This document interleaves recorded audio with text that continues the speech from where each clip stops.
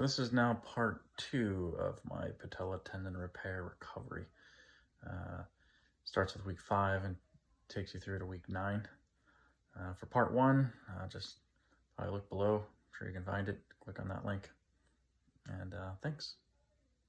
All right, so week 5 here. Things are really moving along, right? I mentioned week 4 I started doing heel slides. I actually also got on a stationary bike. I wasn't able to go all the way around. That wasn't really my goal at the time, was to go all the way around, but eventually, I was at week 5, I got all the way around on that stationary bike, just to full out all the way around. And again, just like that leg lift I had a couple weeks earlier, I had a tear come to my eye because I was like, oh my gosh, I just went fully around on my stationary bike. I had basically my rotation back. Now, what I will say there is that even though you have that rotation, it's very stiff. At least for me, it was stiff. And once you got going, things felt pretty good. But if you stopped, you went cold for just maybe 10 seconds, it stiffened right back up again, right? So even though you had the rotation, it wasn't very fluid, right? So that was basically week 5. Here's actually a video of me, that first rotation I made at week 5 on that stationary bike. It's right here. Look. I'm biking. I just went all the way around. Are you filming this? Okay, you can start now. All right, now week 6, so things are moving along, and I think I mentioned earlier, I had a manual transmission car, and therefore I needed to operate the clutch. And I had assumed just that I would not be driving this car for months, 3, 4, 5 months. I didn't really know, right? I kind of looked at it and I'm like, oh great, I'll probably never drive my car for a while. Well, it turned out that I had far more control over that leg than I would have ever dreamed at that 6-week mark. And I was able to get into that car, and I was able to easily operate that clutch. It felt, obviously it was, it didn't feel completely normal, right? It's not going to feel completely normal, but I was from a safety aspect and concerned about being able to use the clutch, and no big deal, nothing. I was in no hesitation whatsoever. So I felt like a kid again. So it was like, I was like, oh my gosh, I'm driving my car again. So here's a video of me on that 6-week mark, first time driving my car since the accident. It's like a little kid. There you go. I'm officially driving my car again. It's been almost 2 months since I've driven this car, and it feels really good. All right, week 7. So week 7, things are honestly still cruising along. I was in great spirits. Like, wow, this is really going along great. The only difference I had was, instead of using just a stationary bike, I started to get on my actual road bike, and was able to, just my neighborhood down for me was flat, very flat, and so I was able to, just do some normal rides on my neighborhood itself, which was fantastic, because now it's summer and I'm able to get out on the road again. Road per se, it's just some pretty quiet roads in my neighborhood, but still something, right? And the common, I had pretty much full rotation at that point. I believe I had 120. I did have the full rotation. I had no concerns about my rotation.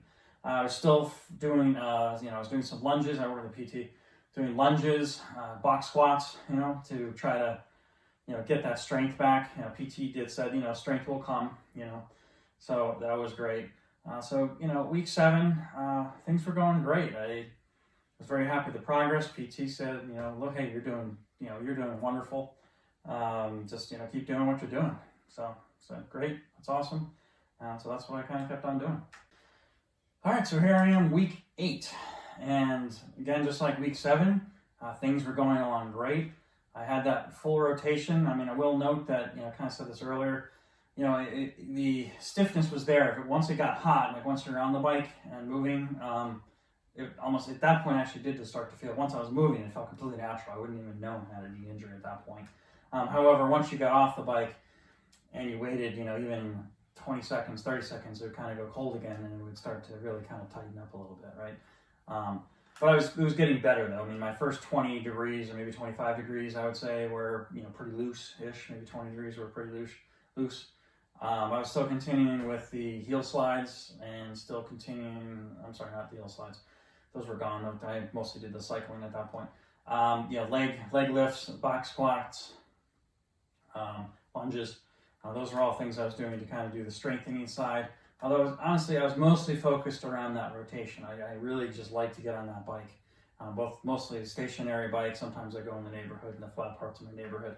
But I was really just mostly focusing on that rotation aspects of it. And not that I ignored strength. So everything's going great, week 8. And then, well, disaster struck. And here's a not so great picture of me at just over, maybe I think it was a day over, week 8. This is what it looked like. So yeah, I ruptured the patellar tendon of my other leg. So obviously it was devastating. I was in the yard. I mean, honestly, I was in the yard. It was dark out, which is probably the problem. And I was picking up some sticks, and there was a divot, kind of a ditch in the yard, not too big, but big enough. I didn't see it. I didn't know I had a ditch there. The dog probably put it there. Unfortunately, I tripped on it, and, well, when I tripped, I fell. I heard the pop, and this time I actually felt the pop. I went down, and I immediately looked at my leg, and I knew what happened. I mean, my patella was riding high, and I couldn't move my leg anymore. There was the same pain I felt last time. Fortunately, my left leg, which had the initial repair, was perfectly fine. I was like, okay, well, at least I'm not double rupture at this point, I suppose. But on the other hand, at that point, I didn't even know what was going on. It was confusing. So at that point, I was able to kind of get myself back. And I called my wife. She was actually in the house. And then I was able to get myself back into the house, although I didn't get up because I didn't even know I could stand at that point. Because now I have, well, my good leg is suddenly my bad leg, and my bad leg is my good leg. So like, what just happened, right? I didn't want to stand up. I didn't know how well I'd be able to do on crutches. I thought I might be in a wheelchair. So fortunately, and this is where I would, I went through the standard stuff of like, wait, what just, denials and being upset, being angry, to disbelief and everything. I'm not sure all the cycles I went through, but eventually I got to the concept of like, okay, I can take this on. This is now, I own this, and this is what happened, and I have to move forward. So the next day there, I was, I went into the, back to the same doctor. Actually, I fortunately was able to get in. I didn't see the actual physician at the time, but I was able to get in, and they took the X-rays. You have patellar tendon rupture, and what you'll need surgery. So I was able to get surgery scheduled soon after that. For a few days after that, although as of right now, I actually don't have surgery yet. My surgery is not for another 2 more days, but I will be getting surgery on my right leg. So I guess what are the takeaways from this, right? It's hard to really say. I feel like I was doing a good job.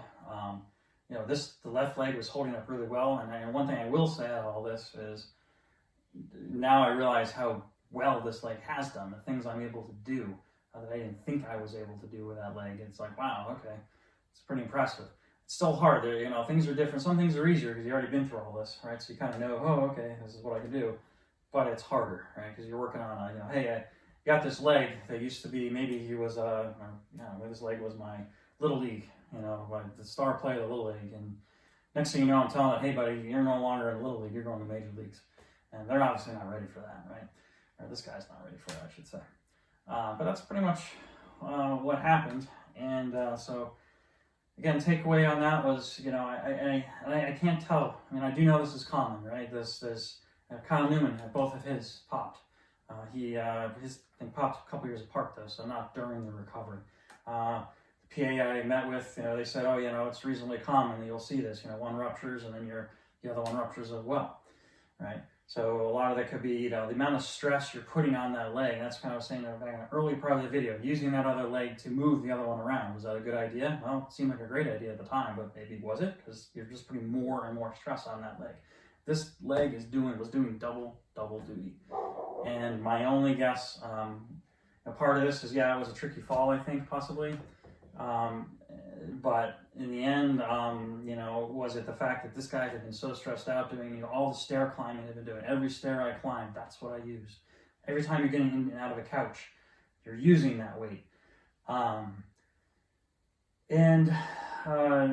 So how it all relates, I'm not totally sure. But I think if I was to do it over again, this is my take on it, would be, use that upper body strength when you get in and out of the couch. Like, really think about using your arms to get in and out. I'll go back to the weight loss. I did do that, but getting rid of that extra weight you're putting on there.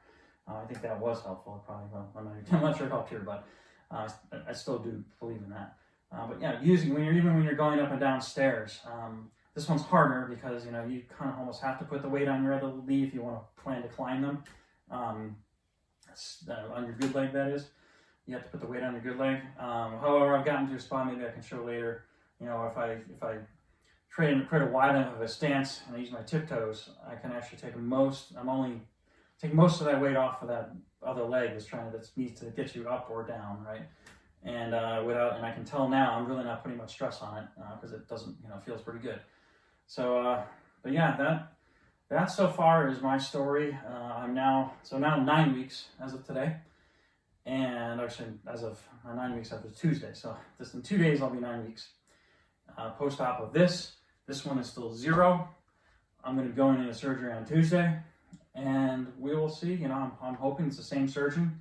Great guy.